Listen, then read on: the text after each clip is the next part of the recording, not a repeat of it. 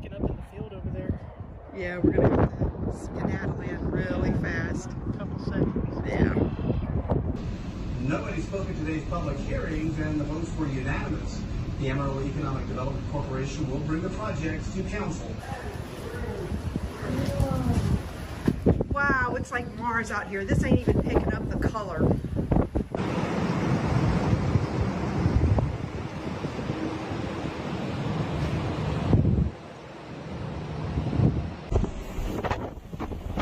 We got blowing dust ahead of the storms that are hitting the dry line.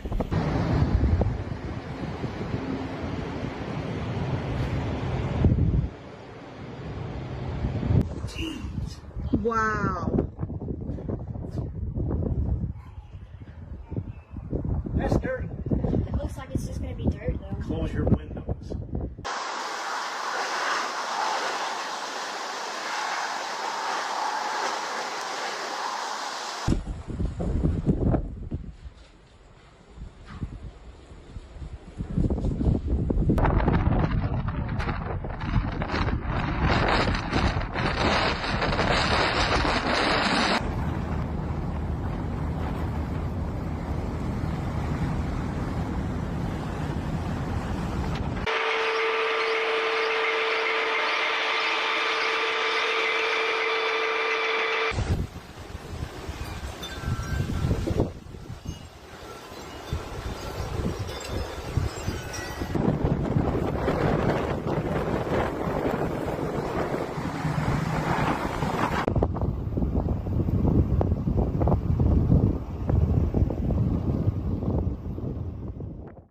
They say practice makes perfect. It's true for the smaller things in life, like playing a musical instrument or learning a new language. But what about fighting wars? Does practice make you perfect at war? Well, China certainly thinks so. Satellite images have revealed their so-called practice ranges. Take a look at this one. It is located deep in a desert in Xinjiang. Now, the layout is interesting. It resembles a naval base with a warship. Not a Chinese naval base, a Taiwanese naval base. Experts have identified the similarities. China's practice range resembles a base in northeast Taiwan. If war breaks out, this base would be crucial. So what does China do? Practice missile strikes on replicas. Now, when I say replicas, they are pretty spot on. The pier, the warships, everything is built to specification. Reports say this was made in December. Once completed, China's PLA blew it up with a missile strike, sort of like a dress rehearsal before the real deal. And it's not just Taiwan. Replicas have been spotted of US bases in Japan and Guam. So China is readying for a wider war. The question is, will they put their practice into motion? They certainly have the tools. China is known to have developed two hypersonic missiles. One is called the Carrier Killer. The other is called the Guam Killer. Well, you can imagine why. The second missile has a range of 5,000 kilometers. In other words, enough to hit the US military base in Guam. If this is not warmongering, what is? China is replicating Taiwanese bases in their deserts. The pier, the ships, the defenses, everything. And these replicas are being blown to smithereens by the PLA. How is this not escalation? It clearly means China is thinking about war. I've got more evidence for you. Take a look at this satellite picture. What you're looking at is a Chinese shipyard. That blue object is an attack submarine, possibly a nuclear-powered one. Intelligence reports had repeatedly warned of this, that China is developing a new class of submarines. And this could be it.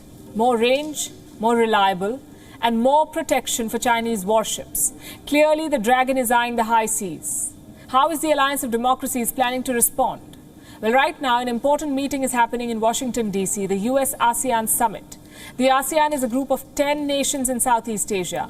They're a big trading bloc. They're economic powerhouses, and most importantly, they have differences with China.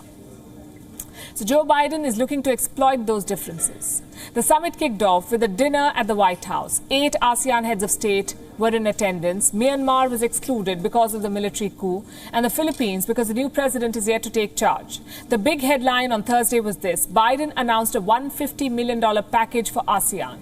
It's a good start, But as always, America is late. In November 2021, China too announced a package for ASEAN. Guess how much? $1.5 billion. And that's the biggest challenge for the US because ASEAN states are no fans of China. Most of them have territorial disputes with Beijing. At the same time, they have no choice but to engage. China is ASEAN's biggest trading partner. Their total trade is worth around $274 billion. Europe is second, America is third. And Beijing knows about this dependence.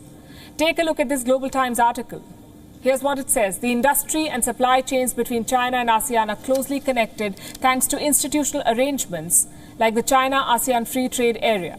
The US lacks a global program equivalent to the Open and Inclusive Belt and Road Initiative. Ignore the joke about the inclusive BRI. Other than that, China does have a point. ASEAN's economy is too dependent on China's. Plus, there is little military deterrence. Western warships make occasional voyages through the South China Sea. But that's not stopping China. Their warships continue to challenge ASEAN states. So Joe Biden needs a two-part plan.